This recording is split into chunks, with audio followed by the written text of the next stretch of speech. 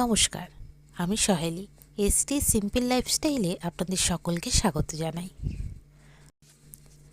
চলুন আজকে আপনাদেরকে ঘুরিয়ে দেখাই এই ভ্যালেঙ্গিনি মা মারিয়া চার্চের একটি বিশেষ স্থান। আপনারা দেখতে পাচ্ছেন আমাদের পাশেই একটা বালির রাস্তা আছে। এই রাস্তাটা প্রায় 1.5 কিলোমিটার মতো লম্বা হবে। যাদের মনস্কামনা পূর্ণ হয়েছে বা কোনো রকমের মানসিক করা আছে, তারা এই রাস্তাটিতে হাঁটুপাত করে অথবা এক পা করে হেঁটে এই চার্চের গেট পর্যন্ত আসে। আমরাও করেছি। আমরা তবে আসার আগের দিনেই সবাই হাঁটুপাত করেছি এবং সেদিন প্রচণ্ড বৃষ্টিও হয়েছে। সেই বৃষ্টিতে ভিজে ভিজেই আমরা করেছি। আর এই যে চার্চটা আপনারা দেখছেন, এখানেই একসময় মা মারিয়া দর্শন দিয়েছিলেন একজন পঙ্গু ছেলেকে। সেই কারণে এই জায়গাটা খুবই বিখ্যাত এবং আপনাদেরকে দেখাবো সেই স্থানটিও।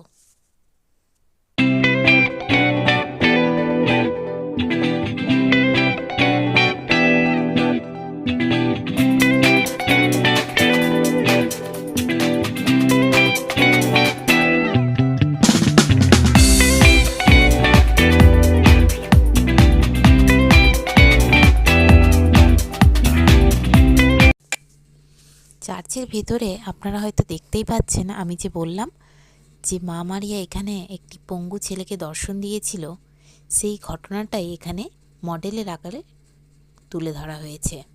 আর এই বটগাছ, এই পুকুর সবই এখনও রয়েছে।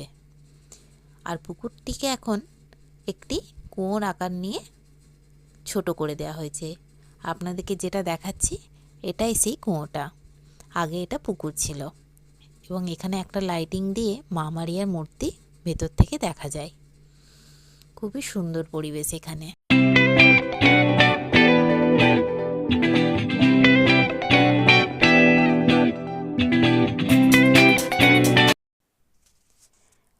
আর এই স্থানটিতে মোমবাতি জ্বালিয়ে সকলে মায়ের উদ্দেশ্যে প্রার্থনা জানাই এবং এর পাশেই হচ্ছে পবিত্র জলের স্থান। এখানে মায়ের ব্লেসিং করা পবিত্র জল পাওয়া যায়। চলুন এবারে আপনাদেরকে চার্চের চারপাশটা ঘুরিয়ে দেখাই। এটা এমনই একটা জায়গা যেখানে এলে আপনার সমস্ত মনের দুঃখ কষ্ট যেন দূরে চলে যায়। মন সবসময় যেন একটা খুশির মধ্যে থাকে। আর ওই যে দূরে বাঁধানো যেই গাছটি দেখতে পাচ্ছেন, ওটাই সেই বটগাছ যেখানে মা মারিয়া দর্শন দিয়েছিলেন।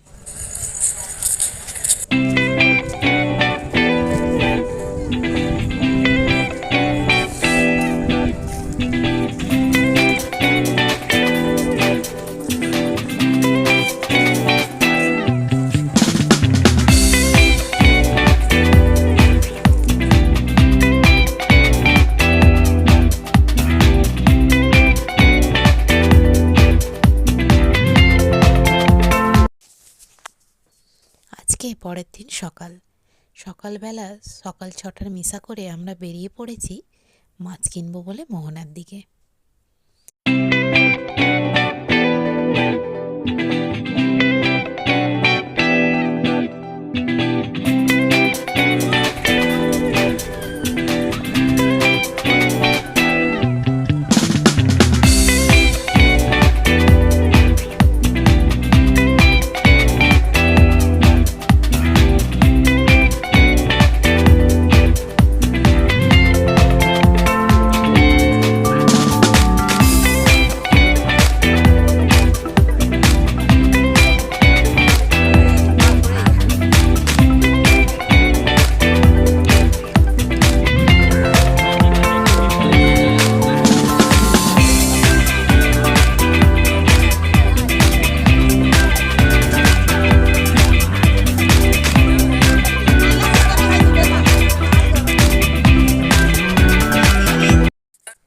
আমরা যখন মোহনার কাছে এসে পৌঁছালাম তখন দেখলাম মৎস্যজীবীরা সমুদ্রে জাল ফেলেছে মাছ তুলবে বলে।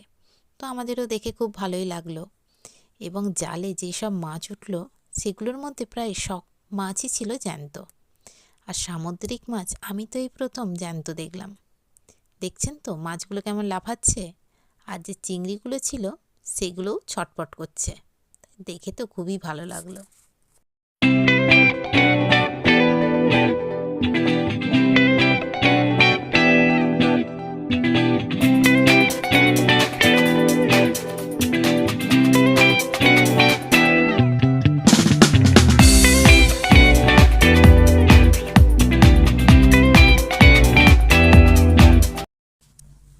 আজকে প্রায় সবার রান্নার মেনুতেই রয়েছে চিংড়ি মাছের মালাইকারি।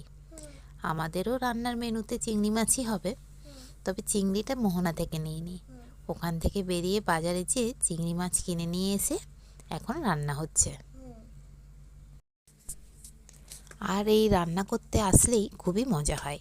আর মজার একটা কারণ হলো, এখানে আমরা যেমন রান্না করছি আমাদের পাশাপাশি তামিল ভাষার মানুষেরাও রান্না করছে। আর আমাদের রান্নার পদ্ধতি আলাদা আর তাদের রান্নার পদ্ধতি আলাদা। তাই রান্নার পদ্ধতি যেহেতু আলাদা, তাই তারাও আমাদের রান্না দেখে মজা পাচ্ছে আর আমরাও তাদের রান্না দেখে মজা পাচ্ছি।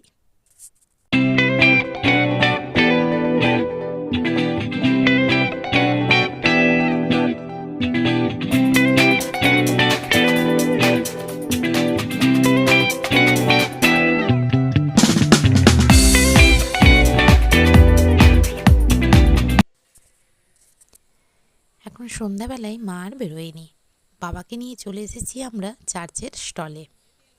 আর বড়দিন যেহেতু গিয়েছে, তাই ক্রিসমাসের ডেকোরেশনটা এখনও রয়ে গিয়েছে।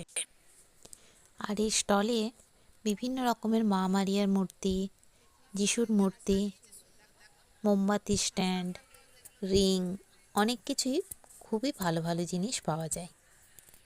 আর বেশি আমরা এই স্টলটার ভিডিও করতে পারিনি, কারণ এখানে ভিডিও করা অ্যালাউ ছিল না, না জেনেই আমরা একটু করে নিয়েছিলাম।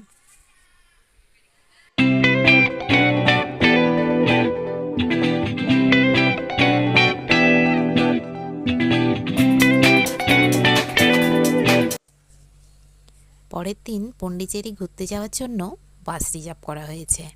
আর ভোরবেলায় উঠে রেডি হয়ে বেরোতে হবে, তাই খুব তাড়াতাড়ি আমরা গেস্ট হাউসে ফিরে গিয়েছিলাম। তাহলে ভিডিওটা আজ এখানেই শেষ করছি। পন্ডিচেরির ভিডিও নিয়ে খুব তাড়াতাড়ি আপনাদের সামনে আসছে। ভিডিওটা ভালো লাগলে অবশ্যই লাইক, শেয়ার এবং কমেন্ট করবেন এবং চ্যানেলটিকে সাবস্ক্রাইব করতেও ভুলবেন না। ধন্যবাদ।